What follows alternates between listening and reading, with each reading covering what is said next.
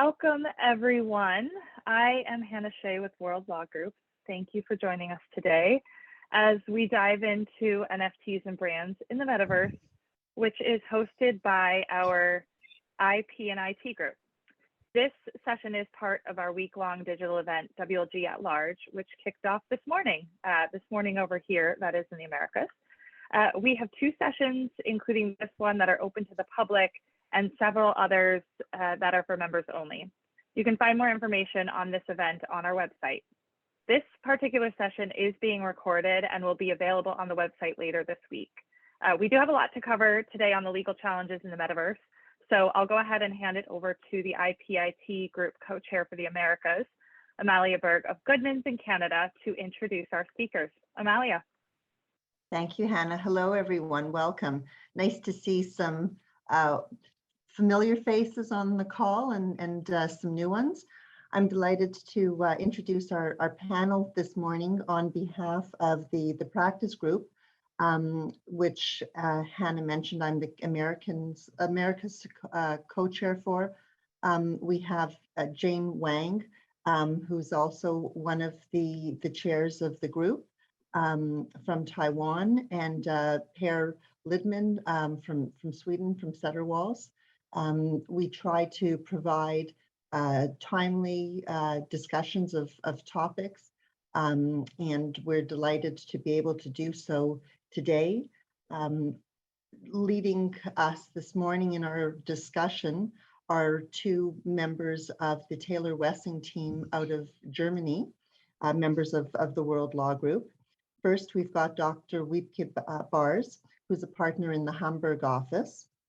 And we also have Dr. Christian Tenkhoff from the Munich office.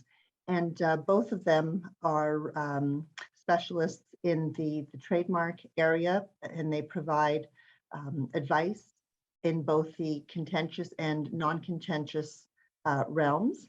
And now we move into the virtual realm and trying to figure out how that all intersects. So we're delighted to have them come today to talk to us about some of the challenges.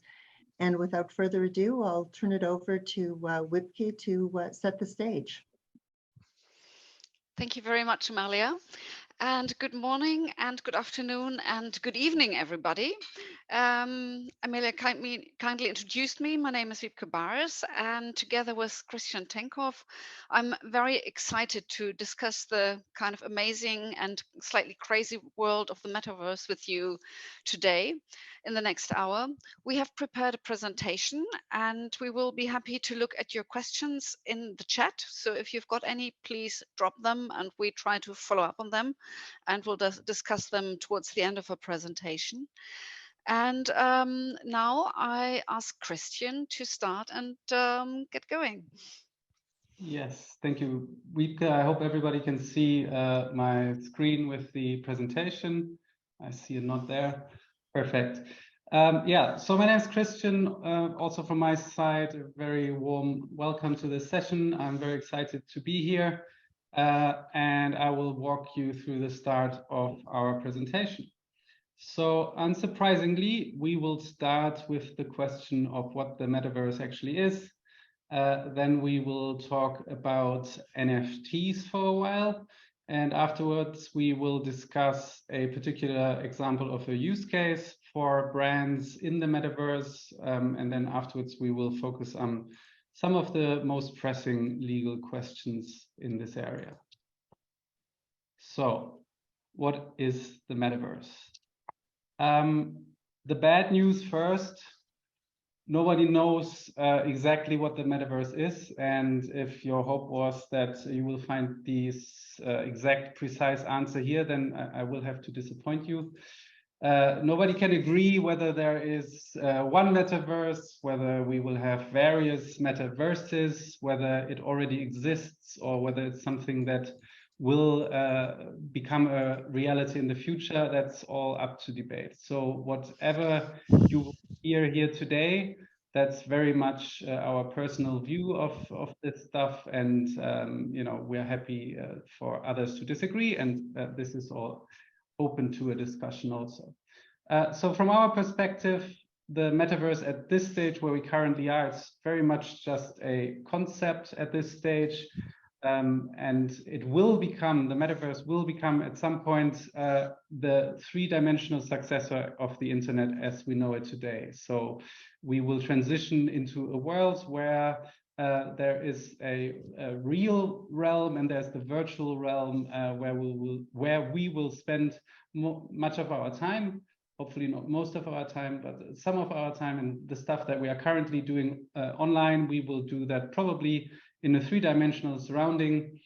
That's because A, the technology is there to provide that experience, and B, many would argue, and I agree, that humans are not necessarily made to communicate and to interact looking at two-dimensional screens as you and me are doing right now. So this doesn't feel particularly natural to us. So there's a hope that a three-dimensional experience will be more immersive for us. There are some, when I say that this is merely a concept and that it's still in the future, it's of course okay for us and others to say something happens in the metaverse or a particular firm went into the metaverse. That is a clever way of addressing these issues. But what people then actually mean, I think, is that they are saying that stuff was happening in a virtual space, and that's fine. So some examples of early stage platforms that in the end might be part or will be part of the metaverse. I've got a couple of examples here. On the bottom right, you can see Zwift. That's a training app that I personally used for training with my road bike. And you can see on the screen there, so you're riding your bike in front of an avatar, in front of a TV screen, and you can see an avatar that rides through a landscape, and you can see actually other people, actual people that are in there also riding their avatar. And the thing is, the quicker you pedal on your bike, the faster you go in this virtual game, which means that if somebody is quicker than you, it means they are actually putting in more work. And as you can imagine, that is quite the motivator to do more work and do more exercise. That's a fun experience, and that is very much happening already today. Another example that will be part or is part of the metaverse that is slowly becoming a reality, that is Horizon Workrooms, a software that is provided by Meta, and it allows us to have virtual meetings. So this requires actual VR goggles, and you are placed in a room where you have virtual screens that you can use, and you can communicate with others. You can actually see them sitting across the table, even though obviously in reality they are not there. And this allows for much more natural and immersive communication. So some trivia towards the end of this slide. The term the metaverse, as many of you will have heard before, was coined in the novel Snow Crash by Neil Stephenson. That book was published in 1992. And it's quite impressive. I would recommend reading it. The imagination that went into the book is, I think, when you think about the 90s and where we were back then and where the internet was, that's very impressive. The fundamentals are already in the book, like a virtual space where there are avatars and they interact with each other. The horrible thing about the book is that it's very dystopian, and people really want to spend more time in the street, as the metaverse is called there, because the reality is such a rough place. And I obviously don't hope that our journey goes further in that direction. So as lawyers, of course, when we try to define something, we like to start also with what the thing we are trying to describe is not. So I'll also use that approach here. The the metaverse is not the same thing and is not exclusively virtual reality or augmented reality. And what I mean when I say that is virtual reality and augmented reality will be two ways of accessing virtual worlds and of accessing the metaverse, but they will not be the only ways of interacting with these virtual spheres. And for a long time, many people think they will not be the dominant way. So most likely for the near future, we will be using our laptops, our PCs, and actually our smartphones to access metaverse platforms. We have very powerful supercomputers in our pockets, most of us anyway, our smartphones, and they are quite capable of handling much of the stuff that is going on in the virtual world. Mobile gaming is a big industry, so that will be for some time to come, many think, the dominant way for us to access. And virtual reality will be some aspects, augmented reality another one. The second big name out there, or term that I want to distinguish from the metaverse, is Web3 and blockchain technology. Web3 is also a quite complex concept that describes the future of the internet that some people hope will become a reality, and that has aspects of decentralization and of digital ownership, which we will also talk about later on.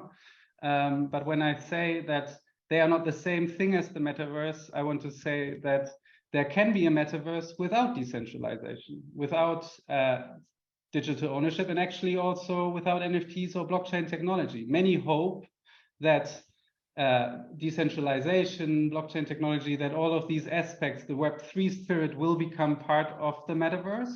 But it might also be that the leading platforms in the future are very much decentralized and very much centralized, and provided by the big tech companies that we know today. So that's really all open still, and the purpose of this slide is just to make sure that everybody is on the same page, that they are not necessarily the same thing, because the terms do get conflated often.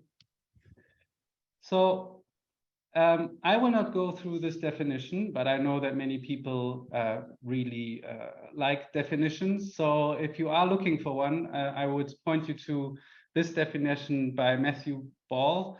It's in the book, The Metaverse. And it seems very complex and very wordy, but once you get into it, actually all the words in this definition have a meaning, and they are there for a reason. So it doesn't only look fancy, but I think it's actually well thought out. The only term that I want to address here is the aspect of an interoperable network. You will hear that a lot.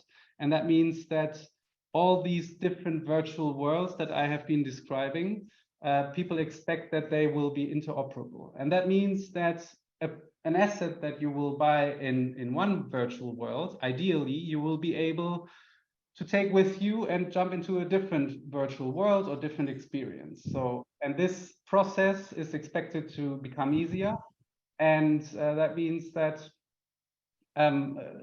just as you are switching from one website at the moment to the other, you should be able to switch between virtual worlds, but maintain perhaps a virtual identity, perhaps the same avatar that you can use across different platforms. And what will also happen, if you trust what the people are saying, is that there will be more connection between our reality and this virtual reality. They will be very much interconnected, and sometimes it will be, I hope you will still realize where you are, but it will be simple and easy to jump into the virtual reality or be in this reality. You might use augmented reality, maybe through glasses just like this, and you will have an overlay of additional information. And the separation between what is virtual, what is augmented, and what is real will become slimmer and slimmer. So what will we do in the metaverse? I think your own imagination is the only limit here.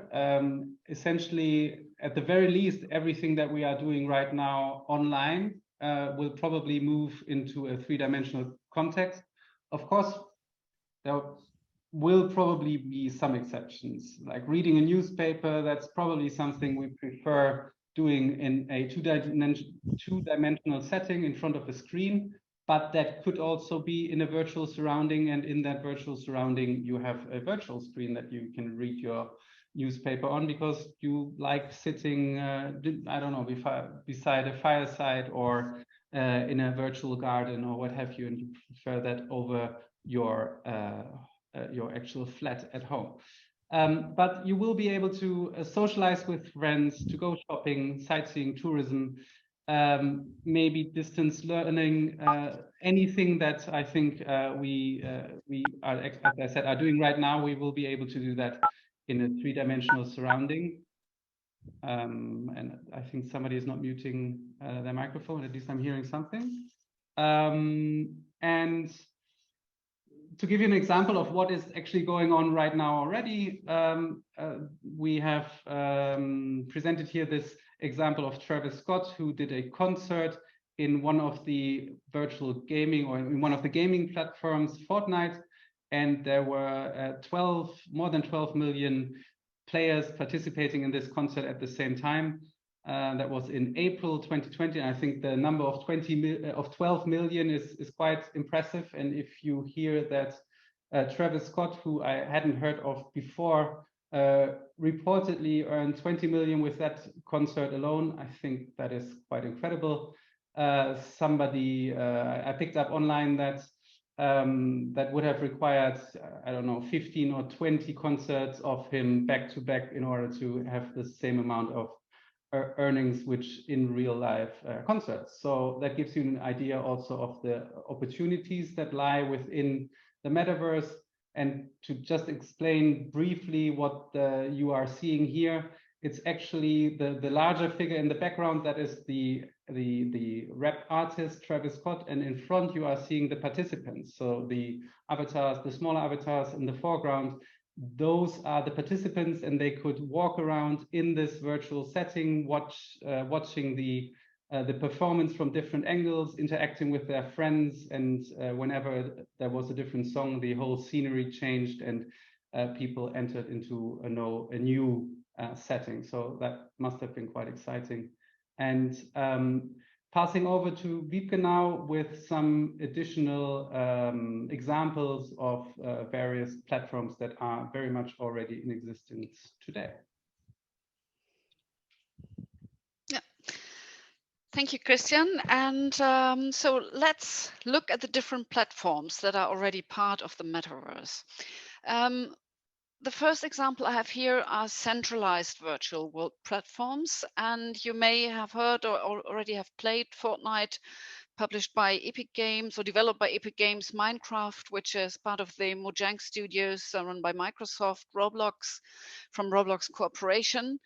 And just to give you some figures about the importance of these platforms and the scope they're reaching already, it is. So we do have a market capitalization for Roblox at about $20 billion. And that's a figure collected on the 2nd of December of this year. We have 9.5 million developers on the Roblox platform, and they're offering around 40 million games. We do have about 43.2 million daily active users, and which I find is the most amazing or exciting figure of this, it's 67% of these users are under 16. So you can really see where the future lies. And for them, it's kind of their day-to-day playground. What they're used to, for us being not 16 anymore. This looks a bit weird and very, very colorful, but I think for the kids, that's the new reality, and this is how they grow up, and that's the surrounding they can deal with, and which they can possibly also extend in their future grown-up life and beyond playing and beyond gaming. So we do have also decentralized, centralized platforms. That's the Sandbox example.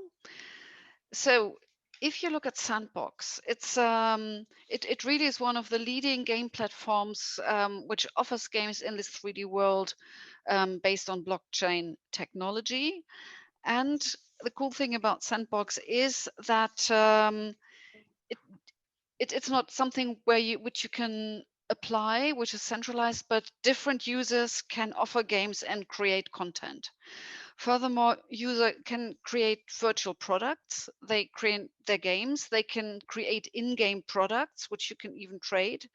So, for example, you can design a T-shirt, which you then sell or buy for your own avatars or use for your own avatars. So we do have a huge amount of individual scope going into this platform. Furthermore, as a company, you can buy land.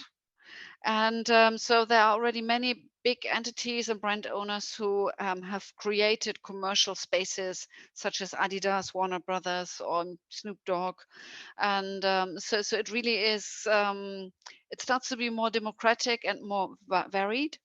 And if you look at the statistics, they do have a market capitalization about $1 billion US, about 39,000 daily active users. 1.4 million total wallets, that's people trading on this platform.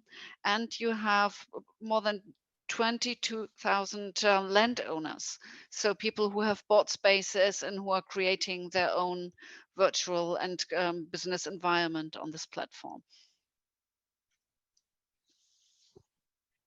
So basically it's about money or it's about colors and games, but it also is about money. It's really very, very interesting economically.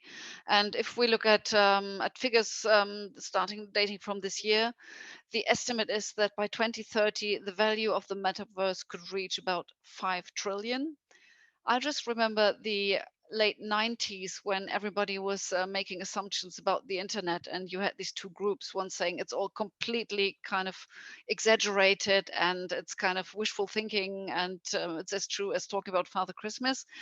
And I think in the end, many of these expectations that were voiced then now really have been have absolutely come true, and the business has become even bigger. So I'm curious about how the 5 trillion will turn out, and what the figures say in 10 or 20 years' time. Furthermore, the e-commerce is one of the main drivers, with a capitalization of about 2.6 trillion, followed by the academic virtual learning market. And this is something I find very interesting, because every morning on my bicycle to work, I pass a big billboard which advertises virtual training for surgeons and for architects for one of the local universities. So it really starts to be part of the education system. And looking at these pictures, it's kind of they're revolving.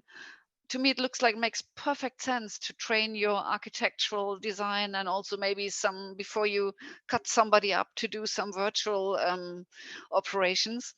So I think this also is a very exciting prospect. Also, obviously, advertising will be a huge market, and as it already is, gaming. And well, corporations, venture capitalists, private equity already have invested more than $120 billion in the metaverse in the first 5 months of 2022. So maybe the economic crisis and the certain crash may lead to a bit of a dip, but so much money has already been invested, and I'm quite sure it's going to continue to flow into this business. Meta itself has invested 10 billion in developing its platform. Microsoft has just acquired the gaming company Activision Blizzard for 69 billion, and about 11 million extended reality headsets were shipped so far, most of them produced by Meta. So you can see there's a lot of money in this business.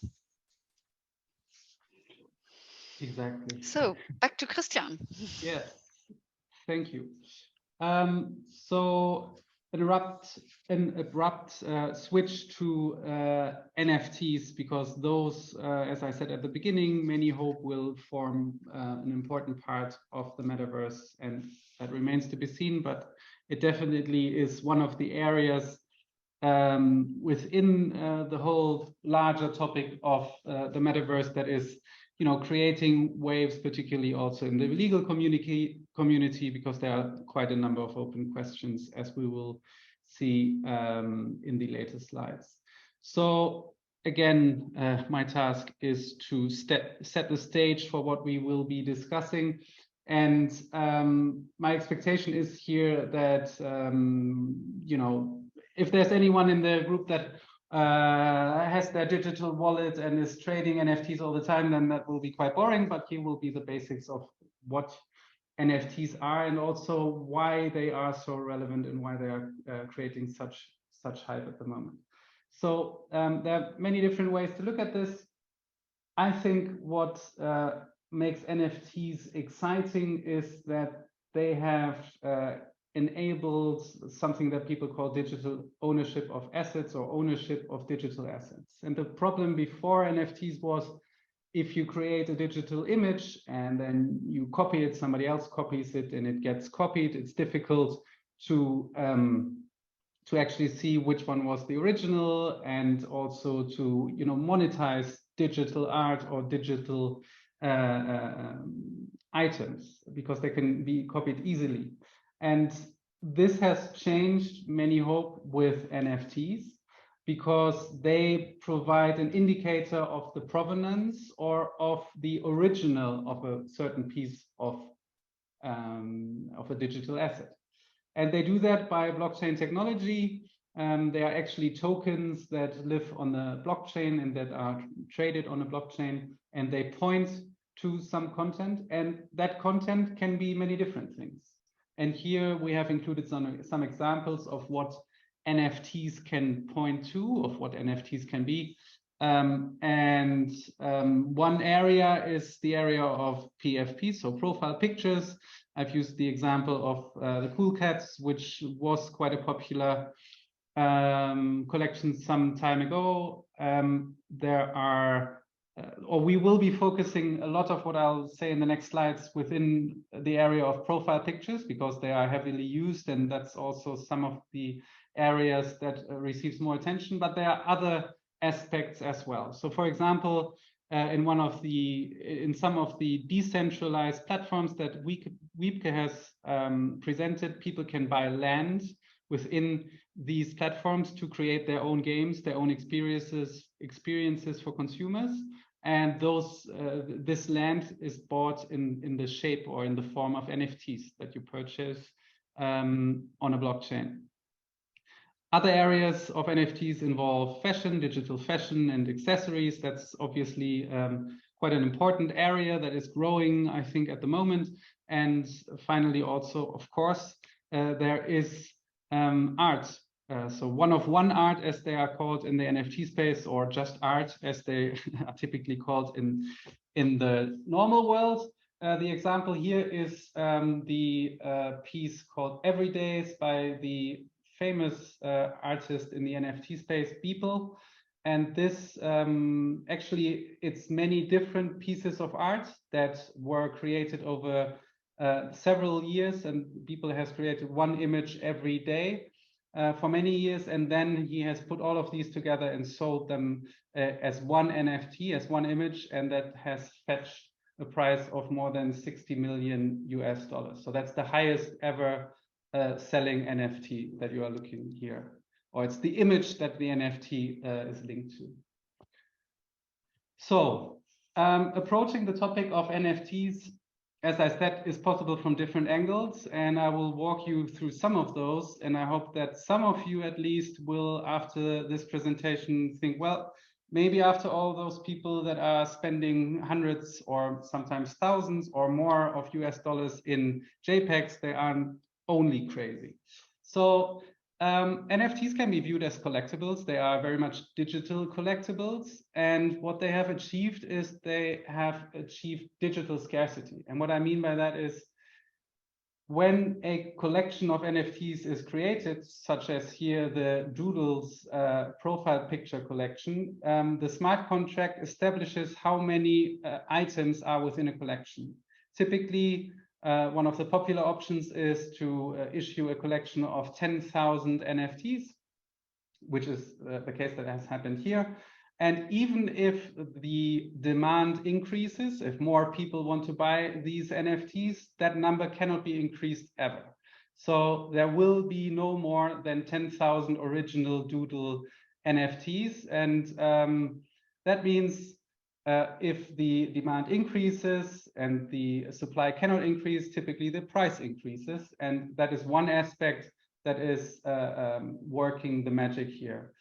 What's also is important to mention when you talk about trading NFTs as collectibles, as they are tokens that are being traded on the blockchain, they can be offered on marketplaces such as OpenSea, which we are seeing here at the top.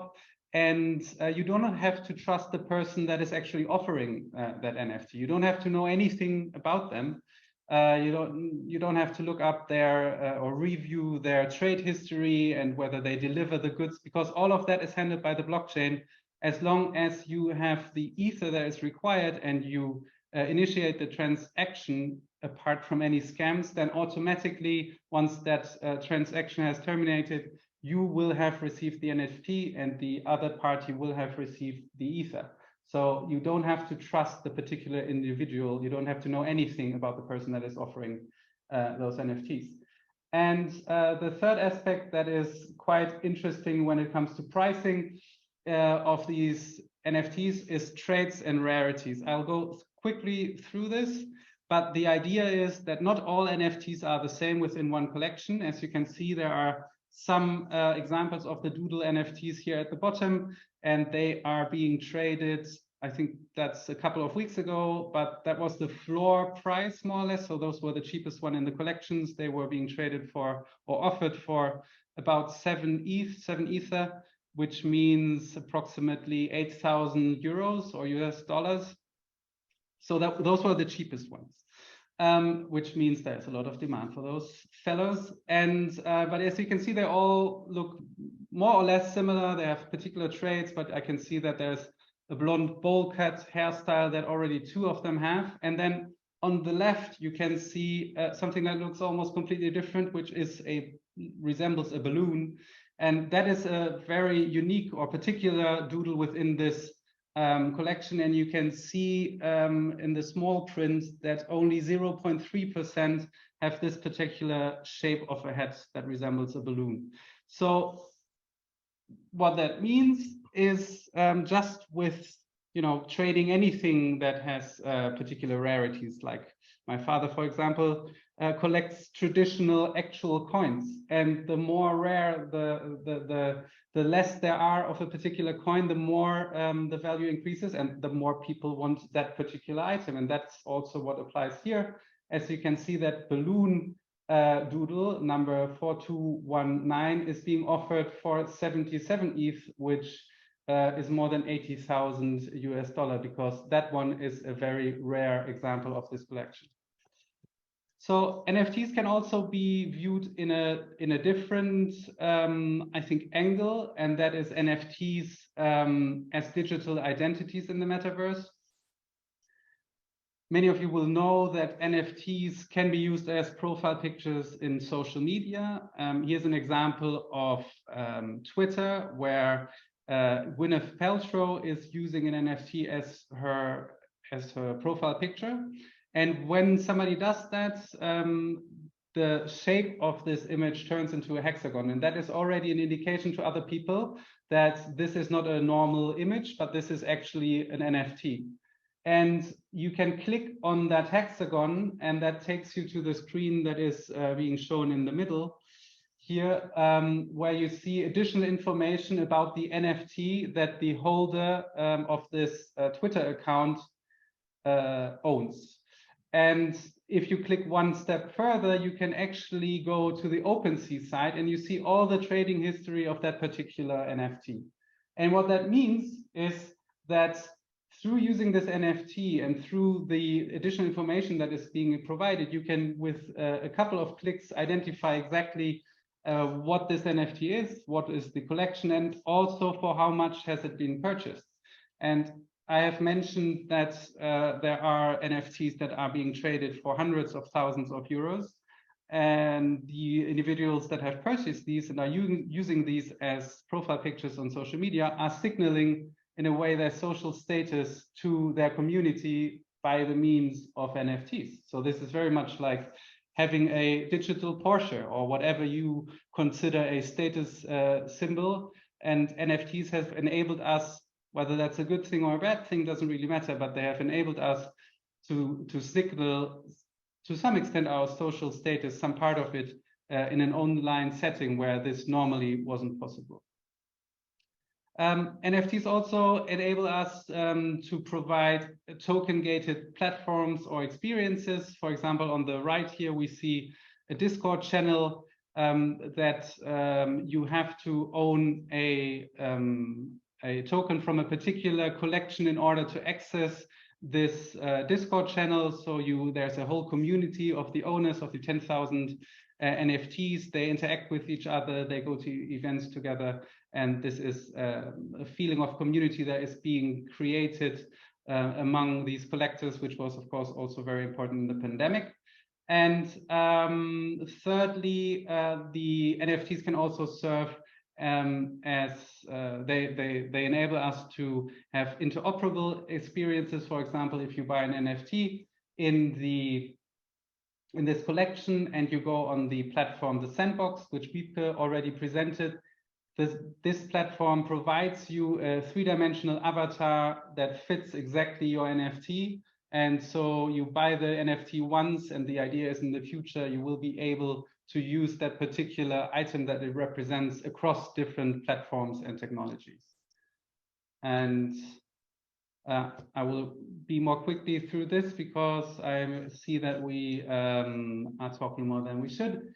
So NFTs are also membership tokens, if you wish. So the Bored Ape Yacht Club is probably the best example. Those are among the most expensive NFT collections, and a lot of celebrities have bought into this collection, and they are interesting in the way that the Bored Ape Yacht Club is considered one of the leaders in this space. They have events that many people desire going to, but the entry ticket, if you wish, is one NFT, one Bored Ape, and that at the moment I think sits at $70,000 approximately. And once you are in that club, of course, you can also signal that to others on social media, and you meet a network of peers and like-minded people within these events that others cannot access. And that's also one area of the NFT space, I believe. Now, NFTs and IP. It is important to remember when you look at this from a legal perspective. So I'm trying to leave behind the introductory part here. Owning the NFT isn't the same thing, obviously, as owning all the rights in the underlying asset. So when you look at this from a legal perspective, you have to differentiate between the token that you are buying and that risk that exists on the blockchain on the one hand, and on the other hand, the piece of art or the digital content that this token refers to. This is typically done simply by a link.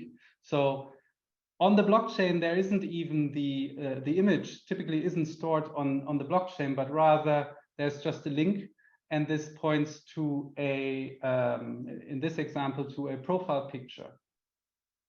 And the IP rights that you get when you purchase the NFT, the token, if there is nothing, so if you buy an NFT and you haven't read the terms and conditions, or they are not available, then the question is, what are you actually buying? Yeah? So it's not clear the type of license that you are getting. If there is nothing anywhere to be found, I would expect that you are simply getting a license for personal use. So you can do certain things with that particular artwork, but certainly I would imagine that it wouldn't be okay for you to create a TV show around that particular character, or perhaps starting your own collection that makes use of this particular piece of art.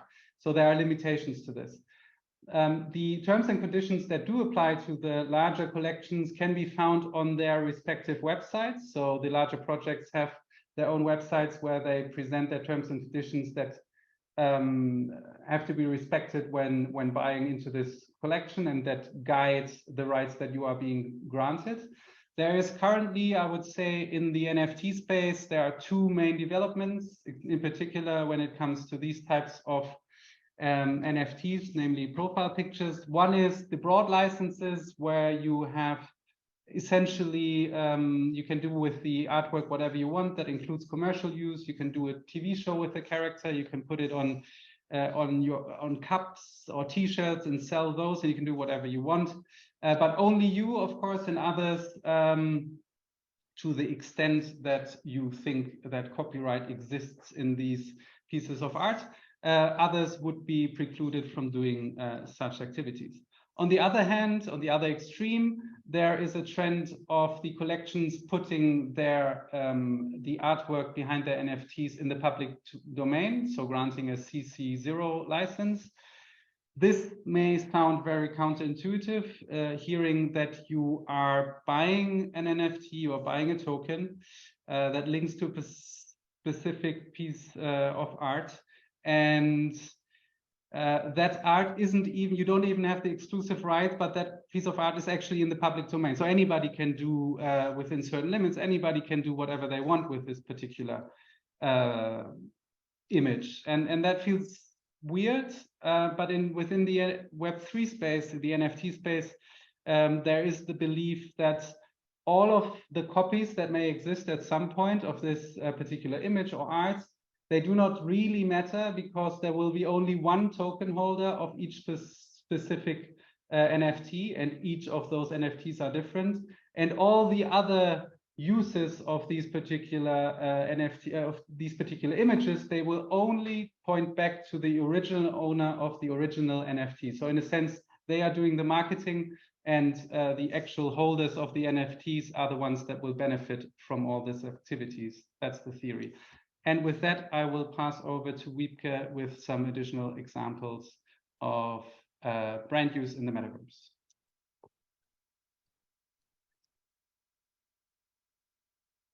You are on mute, Wiebke. Yeah.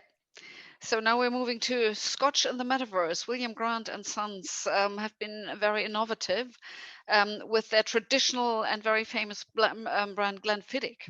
So they have formed a partnership with Blockbar to launch a series of 15 limited edition liquor NFTs. And Blockbar really is a bar, so it's kind of blockchain and bar, because this is an association that offers NFTs directly for luxury liquor brands. So instead of going to the bar and having a drink, here you can have your virtual drink. And so this is an offer which very interestingly bridges physical and digital marketplaces at each NFT, as they both each NFT corresponds a physical bottle. So when you purchase the NFT, as a buyer, you become the owner of the physical product represented by the NFT, and your NFT basically is a digital receipt verifying that you've got the ownership in this product. And at the end of the day, you've got the choice. You resell the NFT and make money out of that resale, or you redeem it for the physical version. So then you've got your beautiful bottle of 43-year-old Glenfiddich, and your NFT is getting burned. And the practical thing is that Blockbar is responsible for storing the product. They've got huge stores in Singapore, and they will deliver it to you. So it really is a mix of a classical bar and a virtual experience. So if you move on, so this is just a picture of this gorgeous bottle, and 43 years old. That's quite an expensive piece. And you can see also the price down here. It doesn't come that cheap. And maybe you can move. So this is another example. Christian already has explained the Bored Ape Yacht Club. And this is a collaboration between William Grant, Blockbar, and the Bored Yacht Club. So they have launched Monkey Shoulder in the NFT marketplace. It started with a ballot where the Bored Ape holders they could kind of put their own ape onto a limited edition of 10 monkey shoulder bottles. So they chose something which then was where you would have 10 winners. And those Bored Ape holders, they also received their first block bar bottle of monkey shoulders original for free. So there was also quite an incentive to take part. You had further the offer that you were getting 50% off bespoke monkey shoulder NFT bottles. So this really was kind of a huge commercial success between William Grant, Block Bar, and the Board Ape Yacht Club. I do have difficulties pronouncing this. Obviously, I'm not one of the beautiful people belonging to that crowd. So, and indeed, so once you've got your ape on the bottle, it could be stored in Singapore, and every NFT can be exchanged for the physical product. I think it's deemed to be really, really uncool to turn the NFT into a bottle. But if you wish to, you can also have it shipped and have a drink. So here you can see this already is slightly more expensive. And Burberry, another example. And to me, it was a big surprise to learn that this weird creature here on the right, that it is actually a shark. I don't know if you are all familiar with this shark. So Burberry, I mean, I think when I grew up and had my first look at fashion, Burberry was still very much stiff upper lip British. Now they've somehow managed to still be upper lip British, but also be a kind of part of the hipster crowd. So they partnered with Mythical Games, and they launched their first Blanco block party game. Blanco is the name of this weird little shark. And they offered limited editions, and they could be upgraded and sold. So they had 750 of these Burberry Blanco characters for $299. 1,500 editions of Jetpack accessory, $99, and an unlimited number of pool shoes and armbands. And this weird Blanco, Burberry Blanco, this shark there, Shark Baby, sold in less than 30 seconds. The Jetpack in under 2 minutes. And well, this summer, the unicorn called Mini B was released. And also those players who owned the first NFT character, they received a free monogram bucket hat. So again, this is kind of the perfect mix between the virtual world and the real life. We will see on the next slide. Yeah. So also here, I won't get into that too deeply. You can see you've got in-game adventures, you've got a capsule collection, you've got a real world experience. You can dress your avatar in Burberry checks. You can play in Burberry design in your Minecraft game. So it really is kind of taking the classical fashion business and the classical kind of brand marketing into a new virtual level. And it really works. People are crazy about it. Exactly. And I will skip this slide. We already discussed, Wiebke discussed, fashion and brands are a big thing that is developing at the moment. And there are different experiences that I will not go into. And we will turn to some of the more trademark questions that are currently emerging. And the first one is, of course, if you have protection for the physical good, does that mean that your registration also covers the virtual version, the virtual counterpart? And there are some that say, well, yes, in class 25, for example, if you have a registration for a T-shirt, it doesn't say that it is a physical T-shirt. It just says T-shirts, so that should also include virtual T-shirts.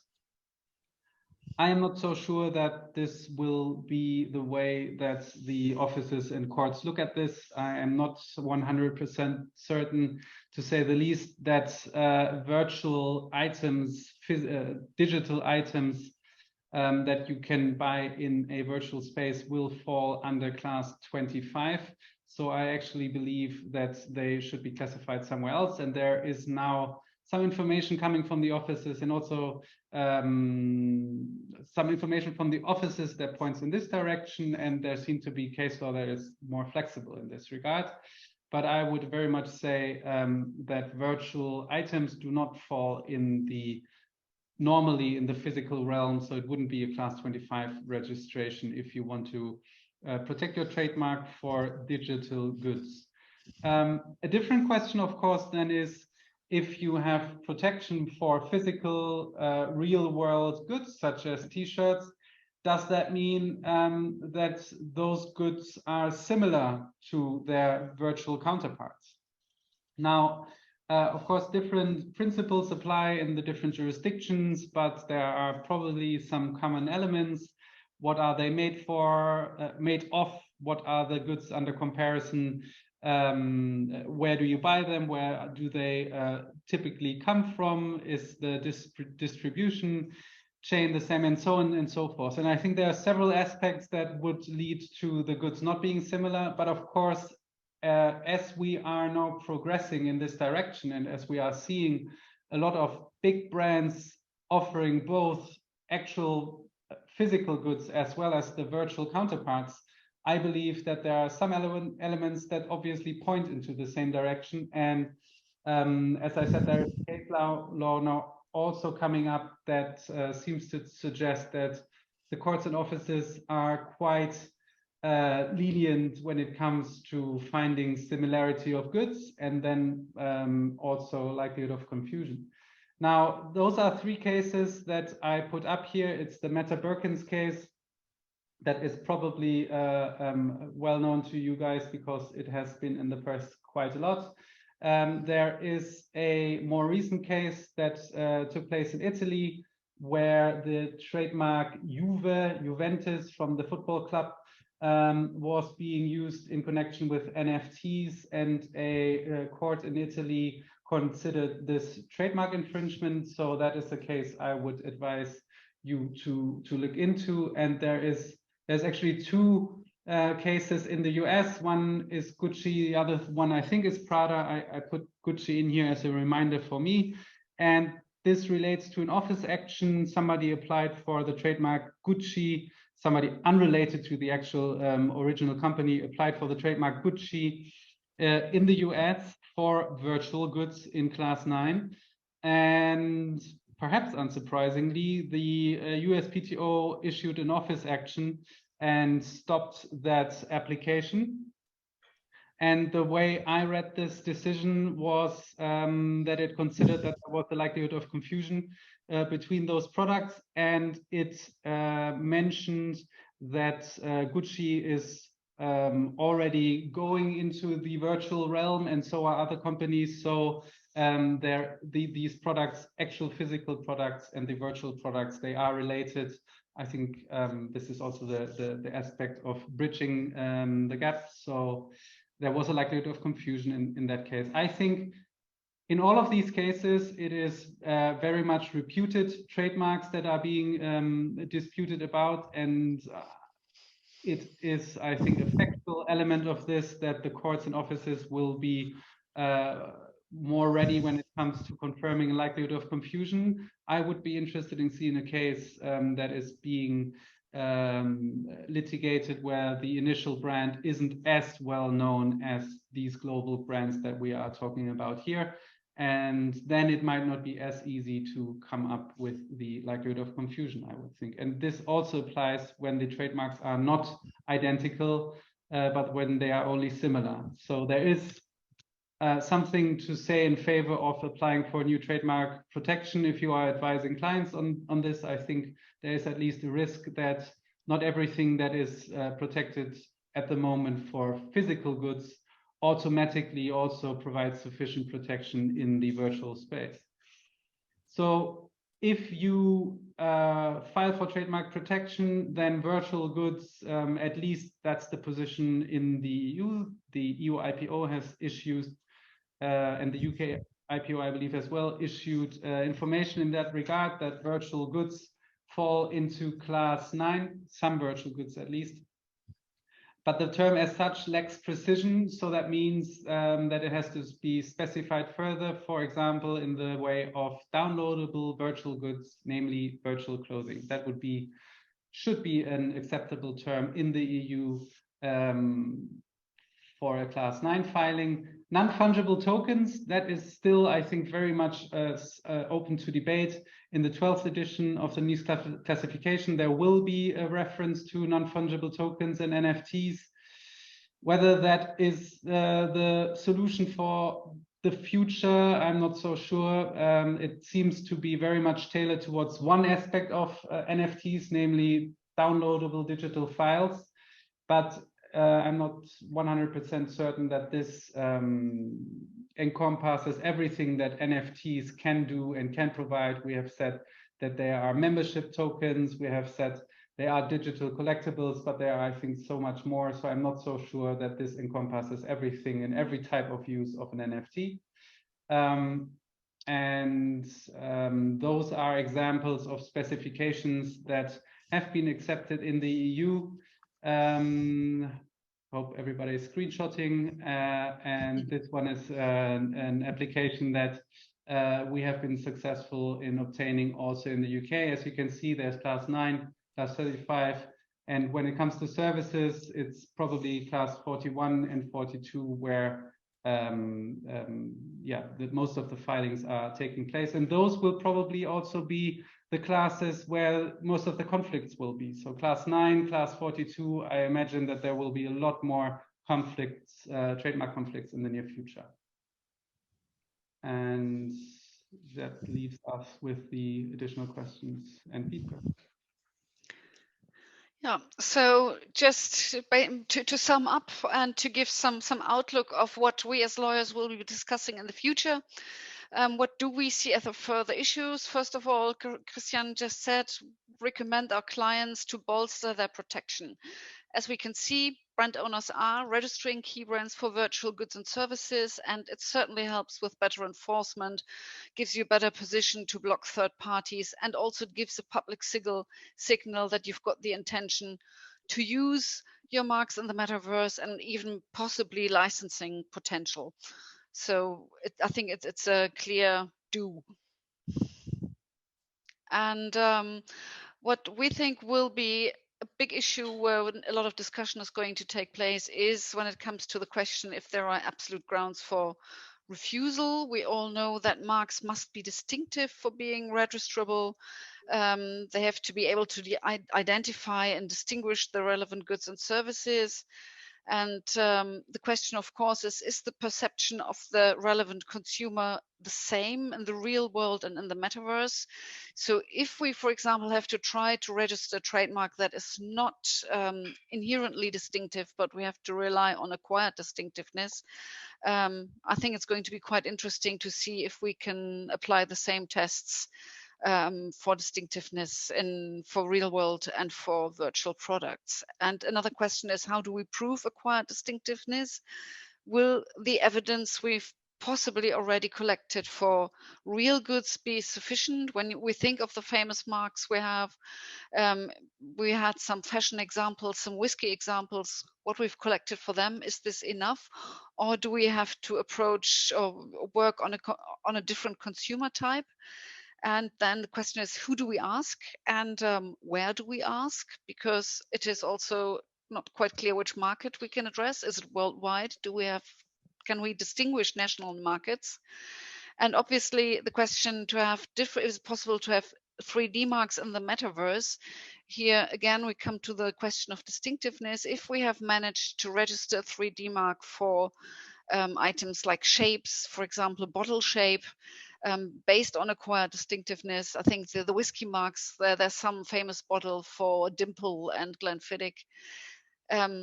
Can we say that the online consumer has the same perception of this shape? Because in the virtual surroundings, he's kind of used that everything is just kind of a virtual depiction of the real product. So I'm not quite sure how this is going to turn out, but this is going to be interesting, an interesting question for us to solve if we manage to manage the class 9 registration for virtual goods and then base this on acquired distinctiveness. So if you can give me the next slide, Christian. Yep. So same question for use requirement, either for upholding registrations or even for getting registrations. Where should we register? Is it worldwide? Can we distinguish markets? How do we prove the use of virtual goods? what's the genuine use of trademark class 9? What is the relevant territory? I just ask these questions because so far I think we don't really have any answers, but it all gives us a lot of food for thought and a lot of food for advising our clients. Yes, and the last question, infringement. Here we will have to answer the question when a mark actually is used. When do we have trademark use? And so I would say the mere reproduction of a trademark in the metaverse without any association to a digital product may not be used yet. If you offer an avatar design or accessory service where people can have a brand name for the avatar, possibly yes. If you start to sell branded virtual avatar clothing or selling avatar, which includes the trademark, I think there is a good argument for that this is trademark use. But of course, it all has to be in the course of business. So once we move to plainly to just private spaces where people are just gaming and are not involving in any commercial activities, it might be more difficult to argue that we are having a trademark use and infringement.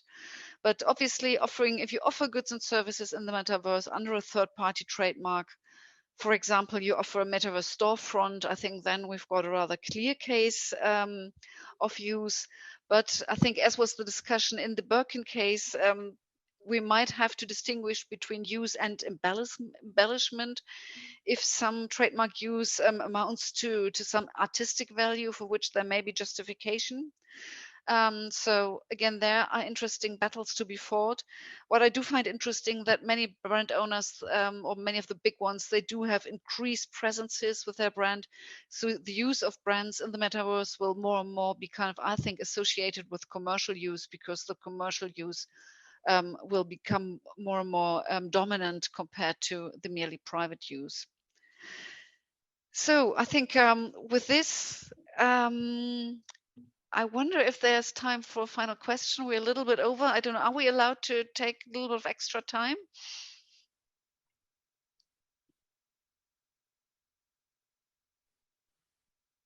So, Hannah, do you? My apologies, I was on mute. Yes, I think we could take probably 5 minutes for questions, but if anybody has to drop off, please feel free to do so. And this recording will be available on the website. So I see one question, which I will, if there are any ongoing trademark infringement cases, I think it's some of the US cases, but as this is not my main turf, I'm rather cautious to answer this question. So if anybody else. It was Per Lidman, Stereo Sweden. I posted a question, and I perhaps was listening a little bit carelessly, but I seem to notice that Christian mentioned before, giving the Gucci example, that there was some litigation going on, but I might have misunderstood. Litigation in respect of, sorry, what exactly? There is a lot of litigation going on, as you will be aware. There's the Birkin case, there's many other cases. They are typically US focused. So there's the Nike case against StockX. That's also something that you might be referring to. But the cases that I was trying to refer to were the likelihood of confusion cases. And I think that's the case in Italy referring to Juventus, that trademark infringement case that has been decided. I'm not sure whether it has become final, the decision, but I actually think so. And the other one was not a litigation case, but it was an office action, Gucci Prada, where the trademarks were rejected on a preliminary basis, on the basis of a likelihood of confusion. Those are the two decisions I know of that discuss a likelihood of confusion, but likelihood of confusion is being argued in addition to other grounds for infringement in the Birkin's case, in the Nike against StockX case, and also in the case of Yuga Labs against Ryder Ribs, which you might have heard of. It's quite an exciting case where, but I'll leave it at that. Okay. Thank you. Any other questions? Well, I'm wondering if there are no more questions, I guess time-wise, we should probably wrap this up. I'm sure we could keep going for quite a bit longer. Christian and Wibke, really on behalf of everyone on the call, I want to thank you for such a wonderful presentation today. Really insightful, lots of great information, taking a topic that's often seen as airy-fairy and really boiling it down so it's easy to understand what's going on for now, recognizing that this is ever evolving.